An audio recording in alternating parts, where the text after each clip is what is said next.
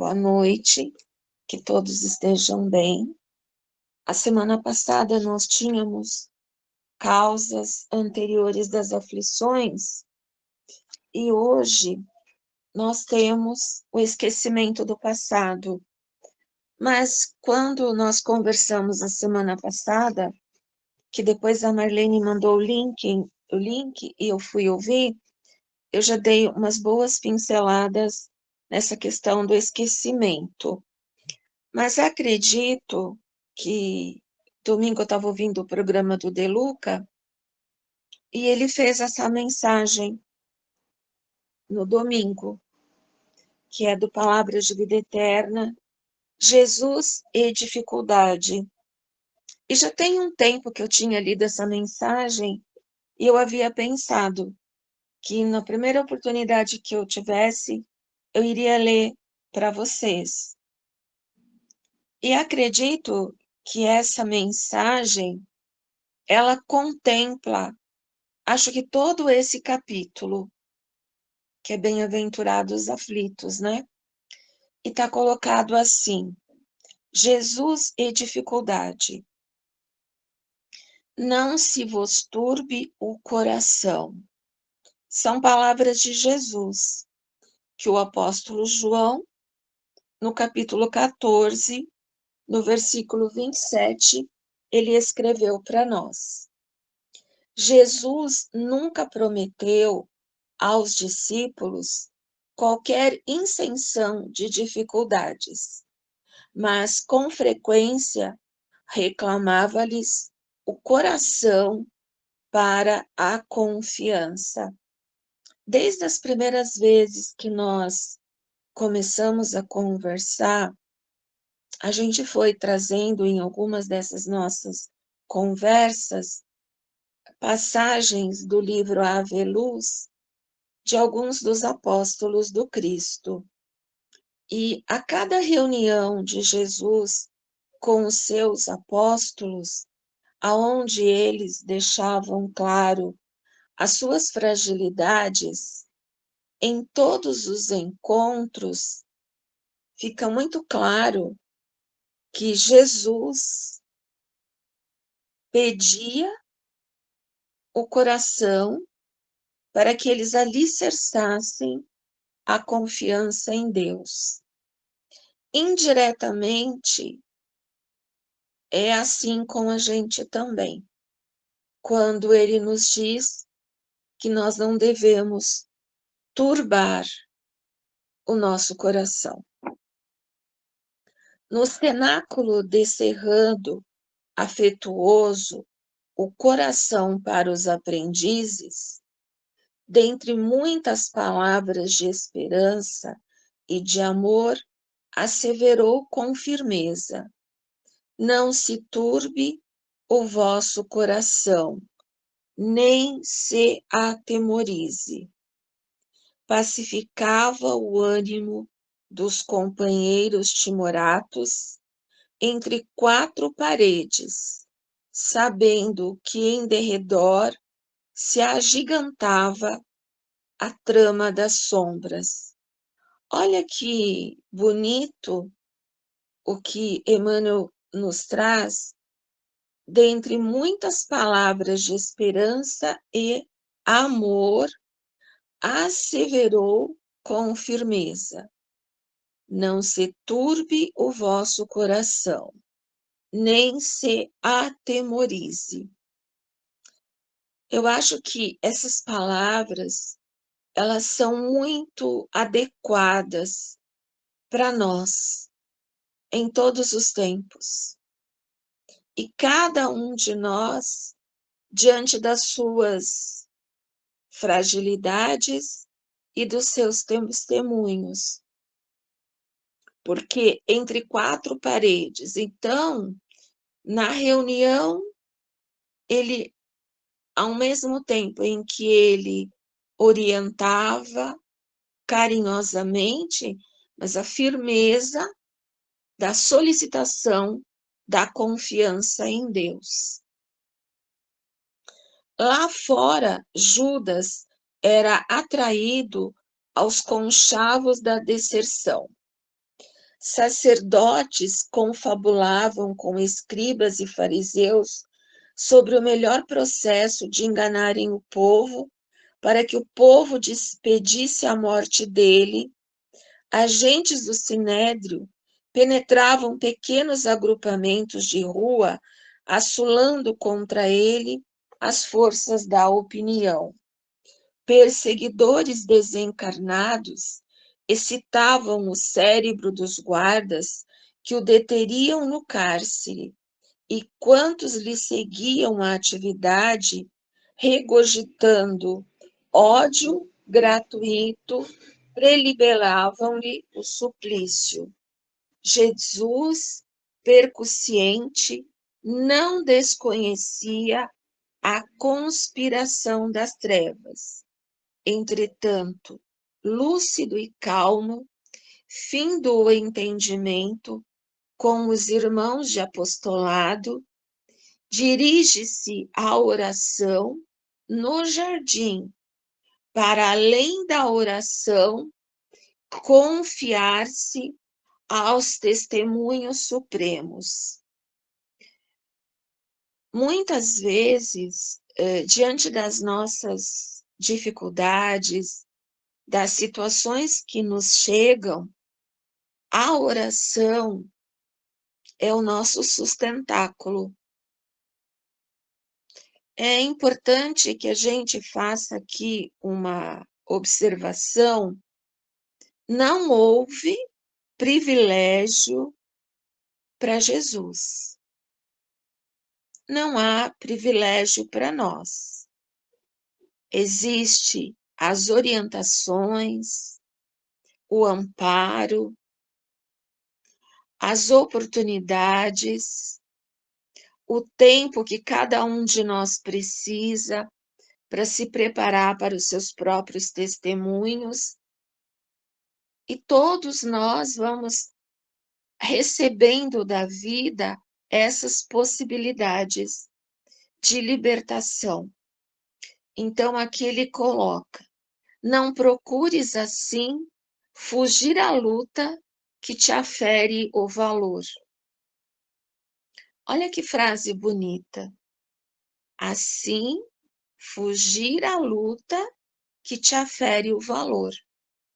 Esses nossos testemunhos é para que cada um de nós encontre em si a sua própria luz, que às vezes a gente desconhece que temos dentro de nós.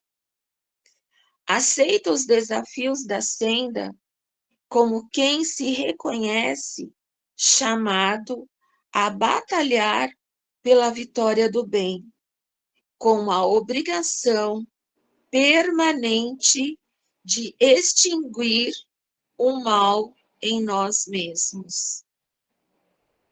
E não apeles para o Senhor como o advogado da fuga calculada ao dever. É muito importante essa fala, porque é de nosso dever, é de nossa responsabilidade os nossos testemunhos. Lembra-te de que o Mestre a ninguém prometeu avenidas de sonho e horizontes azuis na terra, mas sim convicto de que a tempestade das contradições humanas não poupariam a ele próprio. Advertiu-nos sensatamente: não se turbe vós o coração. O nosso coração, ele é a morada de Deus. No nosso coração, no imo da nossa alma, está aquela centelha divina do amor de Deus, a centelha divina da luz. Então, quando Jesus se reunia com os apóstolos entre quatro paredes, é como quando nós subimos para o nosso quarto ou entramos no nosso banheiro e vamos fazer as nossas orações. É muito de nós com Deus. Então, a gente conversa com Deus, a gente se apresenta para Deus com as nossas fragilidades, mas não turbar, não conturbar, não se perder no torvelinho dos nossos próprios testemunhos. Procurar entender que sempre depois daquela tempestade que é necessária, vem a bonança, vem a calmaria. E que uma tempestade, quando ela chega, uma situação mais delicada, quando ela chega na nossa vida, ela sempre vem com o objetivo de nos libertar e de solucionar problemas. A gente, no decorrer da nossa vida, às vezes, nós fazemos uma avaliação daquilo que estamos vivendo muito imediatista e muito superficial, focado nesse resultado imediato. E as coisas não são assim. Não foram assim para o Cristo. O Cristo, ele tinha uma dimensão da sua responsabilidade e uma compreensão das almas humanas que o cercavam. Mas ele continuou,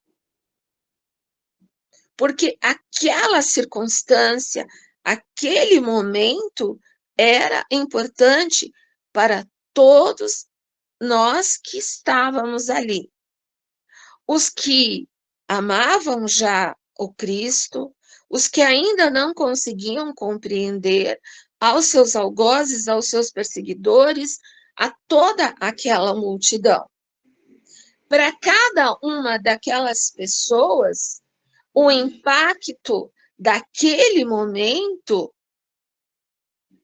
foi diferente.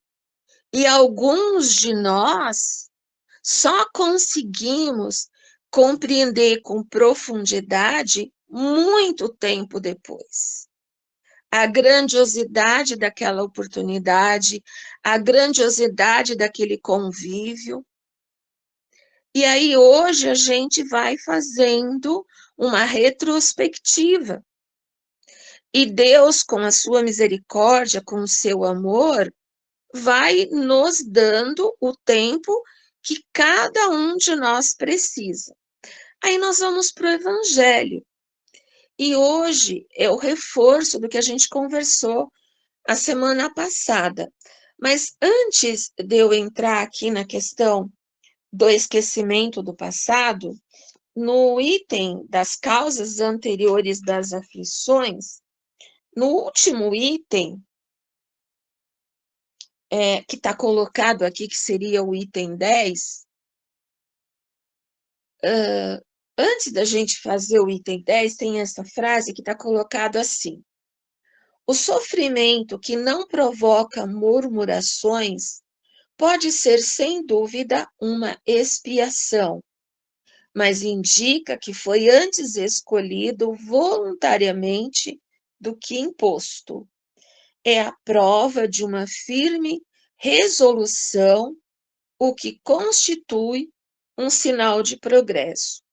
Eu fiz questão de ler isso para nós, porque às vezes a gente só fica falando assim, meu passado, meus erros, nossa, quanto eu devo, meu Deus. E na verdade, às vezes a gente já superou. Nós estamos num momento de progresso. Nós vamos passando as nossas experiências, dando os nossos testemunhos com convicção, com tranquilidade, com serenidade, com confiança, porque era o que, na verdade, o Cristo nos pedia lá atrás. Era o que o Cristo orientava os seus apóstolos. A confiança no amor de Deus. Aí ele continua, e aqui ele dá um exemplo que eu acho que classifica muito bem para a gente entender. Os espíritos não podem aspirar à perfeita felicidade enquanto não estão puros. Toda mancha lhes impede a entrada nos mundos felizes. Aí tem um exemplo que eu achei bem simples, que caracteriza bem para a gente entender. Assim acontece com os passageiros de um navio tomado por uma peste, aos quais fica impedida a entrada numa cidade, até que estejam purificados. É nas diversas existências corpóreas que os espíritos se livram pouco a pouco de suas imperfeições. As provas da vida fazem progredir, quando bem suportadas, como expiações, apagam as faltas e purificam. São o remédio que limpa a ferida e cura o doente. E quanto mais grave o mal, mais enérgico deve ser o remédio. Aquele, portanto, que muito sofre, deve dizer que tinha muito a expiar e a alegrar-se de ser curado logo. Dele depende, por meio da resignação, tornar proveitoso o seu sofrimento e não perder os seus resultados por causa de reclamações, sem o que teria de recomeçar. Muito simbólico o exemplo que ele nos dá. Então, nós estamos num navio e temos um destino para chegar. Enquanto não descemos no porto, aonde temos que descer, nós vamos seguindo a nossa viagem. Nesse navio, estamos doentes, mas estamos em tratamento e vamos tomando a medicação e vamos nos curando. Se ainda temos o mal da peste, vamos precisar tomar uma dose de medicação mais forte. Mas o processo de recuperação da doença, o que nos auxilia muito é tomar a medicação e não reclamar. Percebam quanta simbologia. Se a gente for fazer uma retrospectiva da nossa vida, há 30 anos atrás, há 40 anos atrás, nós reclamávamos mais, nós éramos mais orgulhosos, indolentes, exigentes. Mas, com o tempo, nós fomos melhorando, compreendendo, reclamando menos, se rebelando menos, porque temos hoje já uma compreensão, um entendimento que não existe injustiça, existe oportunidade. Então, é sempre a bênção do tempo, aonde a gente aprende, aonde a gente dá os nossos testemunhos. Mas, nesses 30, 40 anos que se passaram, no decorrer desse percurso, nós tivemos o direito e fomos convidados a participar da seara do Mestre. Nós recebemos nas nossas mãos o Evangelho, a Boa Nova. E ao contato com esse ensinamento, a nossa alma vai recebendo essa educação, essa orientação e esse conforto. E naturalmente, nós vamos amadurecendo, compreendendo, deixando de ser servo de Deus e compreendendo que somos filhos de Deus. Somos tão amados quanto Jesus foi. Nós temos um amigo nosso, que ele é espírita, e que no percurso, no auge da pandemia, ele perdeu a irmã, e mais para o final da pandemia, em menos de 15 dias, ele perdeu o pai e a mãe. Como todos nós, muito difícil para compreender. E quando estava nesse processo que a mãe estava indo e que o pai estava indo também, é óbvio que a pessoa entra em revolta, porque comigo. E coincidentemente ele estava na sala com aqueles pensamentos e tinha um livro sobre o hack da sala. E ele pegou aquele livro e ele abriu aleatoriamente. E aí caiu uma frase assim: se nem Maria, a mãe de Jesus, foi poupada do seu testemunho de amor, quem somos nós diante de Maria? Diante de Maria, somos os filhos da mãe. Tanto a nossa Mãe Santíssima como o Mestre Jesus, os seus padecimentos, as suas dificuldades, a gente conhece e sente na profundidade da nossa alma. Mas o que isso nos mostra? São testemunhos que individualmente cada um de nós precisa dar. Então,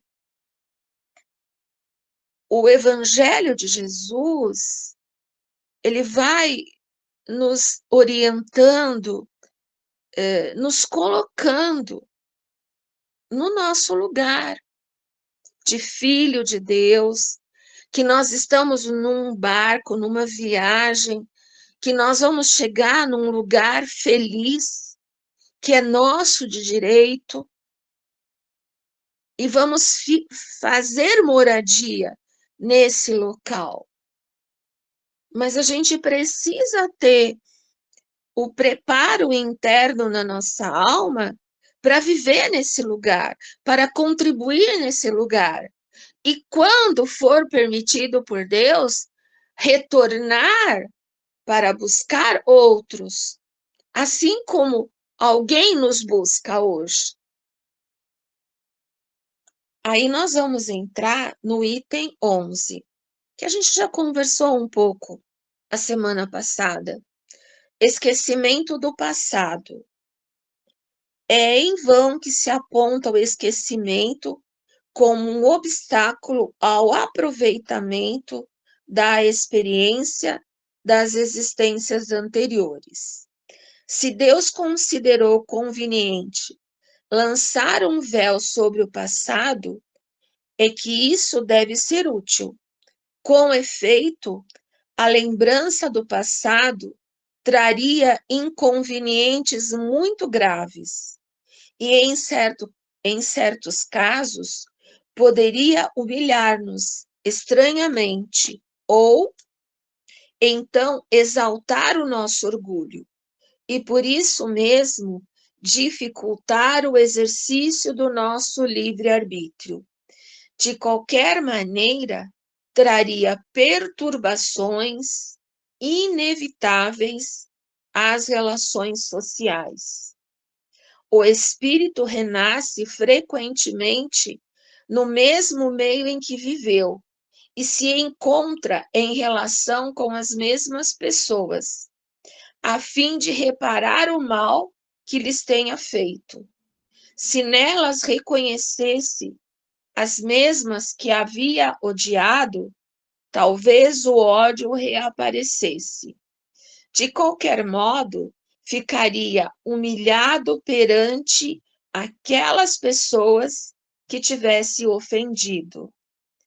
Deus nos deu para nos melhorarmos justamente o que necessitamos e nos é suficiente. A voz da consciência e as tendências instintivas, e nos tira o que poderia prejudicar-nos. A semana passada eu reforcei da misericórdia divina. E o esquecimento é uma das ações de Deus e do seu amor por nós. Porque nós começamos com um livro de páginas brancas, em que nós vamos reescrever a nossa história. Então, nós vamos convivendo com as pessoas. Algumas nós já temos um sentimento bom, recíproco, outras não. Outras nós vamos começar a vê-las de uma maneira diferente, e elas a nós. Então, eu reforço aquilo que eu sempre falo. Deus é Deus de detalhes.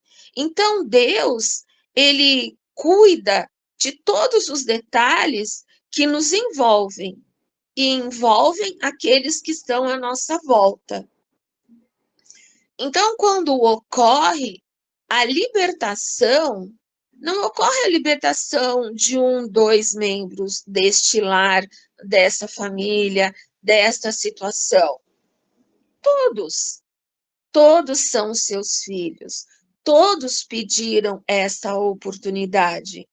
E diante da condição evolutiva de cada um, essas pessoas continuam a viagem, estarão neste barco, poderão ocupar cabines diferentes pelas suas necessidades, mas cada uma delas com o seu valor.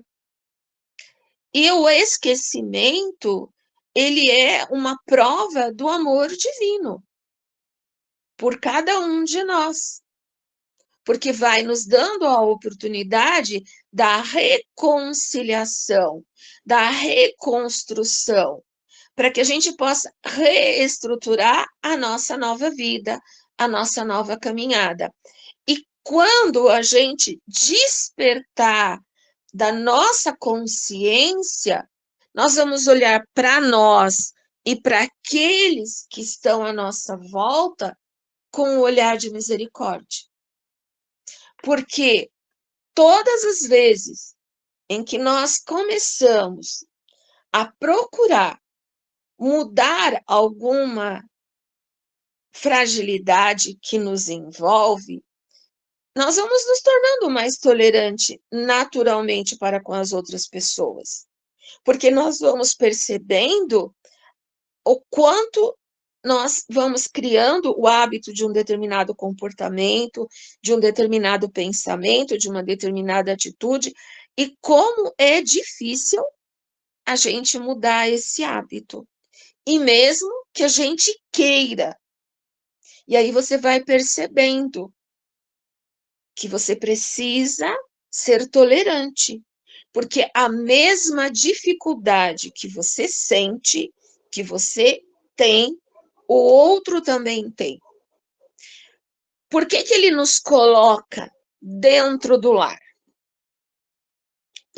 Por exemplo, eu trabalho num lugar, eu não gosto de conviver com essas pessoas, eu posso pedir a conta. Eu vou para outro emprego, mas eu não posso pedir a conta da minha família. Eu não posso me desvencilhar de todo mundo. Não funciona assim. Até podemos, mas em via de regra não funciona assim. Então, somos colocados num núcleo próximo daqueles a quem nós vamos aprender com eles e eles vão aprender com a gente. E a ostentação da fragilidade dele, às vezes, é a minha fragilidade escondida para mim mesma. Então, nesse convívio do círculo familiar, nós vamos melhorando, aprendendo, tolerando, convivendo, melhorando, e com o tempo, respeitando e amando a fragilidade, respeitando a dificuldade que o outro tem, assim como nós também temos.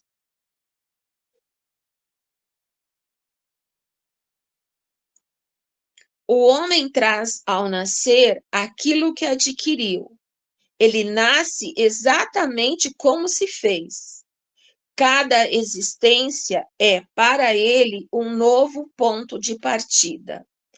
Pouco lhe importa saber o que foi. Se está sendo punido, é porque fez o mal. E suas más tendências atuais indicam o que lhe resta corrigir em si mesmo. É sobre isso que ele deve concentrar toda a sua atenção, pois daquilo que foi completamente corrigido, já não restam sinais. As boas resoluções que tomou são a voz da consciência, que o adverte do bem e do mal e lhe dá a força de resistir às más tentações.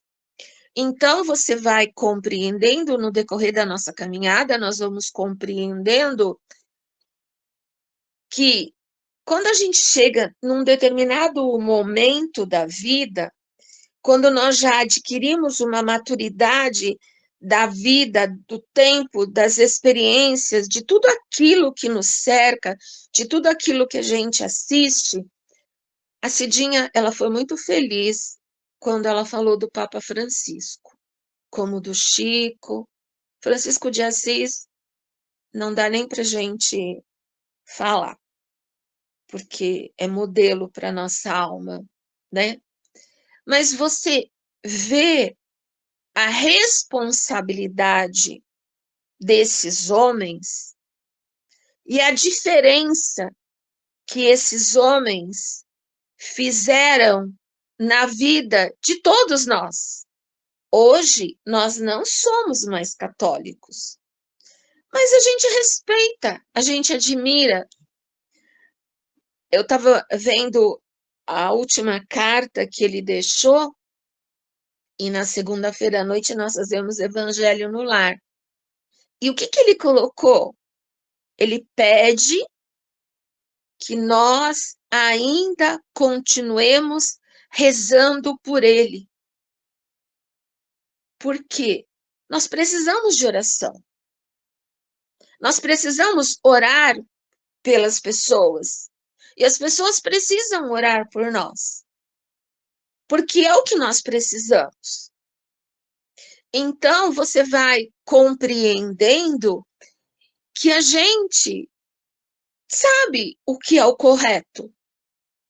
Porque é impossível você ver um relato da vida de um homem como ele e você não ter essa clareza. Um homem correto, uma alma boa, bons propósitos, uma preocupação com a dignidade de todos. Então, isso vai estruturando na nossa vida, na nossa alma, valores que já estão dentro de nós e que eles precisam ser acordados. Então, não importa se eu sou espírita, se eu sou católico, se eu sou ateu, se eu sou budista, se eu sou evangélico. Aonde nós andarmos, Deus vai se manifestar. Porque Ele está em nós, através de nós. Então, Ele vai estar sempre nos buscando e colocando pessoas que despertem a nossa boa vontade, a nossa disposição para servir. Quando a gente se dispõe a servir, a gente trabalha para melhorar a nossa condição interna definitiva. Então, por isso, na sabedoria divina, o esquecimento, ele é uma dádiva, ele é um bálsamo. Eu não preciso saber quem eu fui, porque eu já tenho dentro de mim.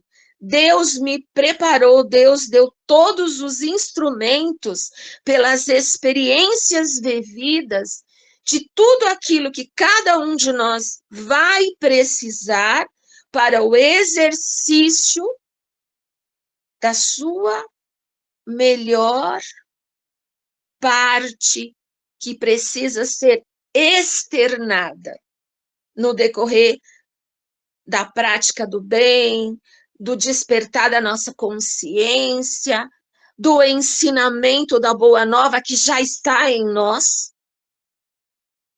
E Deus vai dando, capacitando para que a gente exercite todo esse ensinamento. De resto, esse esquecimento só existe durante a vida corpórea. Voltando à vida espiritual, o espírito reencontra a lembrança do passado. Trata-se, portanto, apenas de uma interrupção momentânea, como a que temos na própria vida terrena durante o sono, e que não nos impede de lembrar no outro dia o que fizemos na véspera e nos dias anteriores. Da mesma maneira, não é somente após a morte que o espírito recobra a lembrança do passado. Pode dizer-se que ele nunca a perde, pois a experiência prova que, encarnado, durante o sono do corpo, ele goza de certa liberdade e tem consciência de seus atos anteriores. Então ele sabe por que sofre, e sofre justamente. A lembrança só se apaga durante a vida exterior de relação. A falta de uma lembrança precisa, que poderia ser-lhe penosa e prejudicial nas suas relações sociais, permite-lhe aurir novas forças nesses momentos de emancipação da alma, se ele souber aproveitá-los. Terminando esse item desse capítulo do Evangelho, só nos cabe uma coisa: agradecer a divina providência, agradecer a misericórdia divina, que tem muita delicadeza e muito cuidado para com cada um de nós. E naqueles momentos em que nós precisamos agir, o universo comunga ao nosso favor e somos direcionados. Mas o nosso livre-arbítrio fala primeiro. As orientações da Boa Nova nos inspiram, nos educam, nos melhoram e modificam as nossas atitudes. Que Jesus os abençoe e nos fortaleça, e que no testemunho individual de cada um de nós, não nos esqueçamos das abençoadas palavras de Jesus. Não turbe o vosso coração. Alicerça as tuas mãos na confiança de Deus, todos os dias. Bendito seja, Senhor Jesus, que nos reúne em teu nome, hoje e sempre.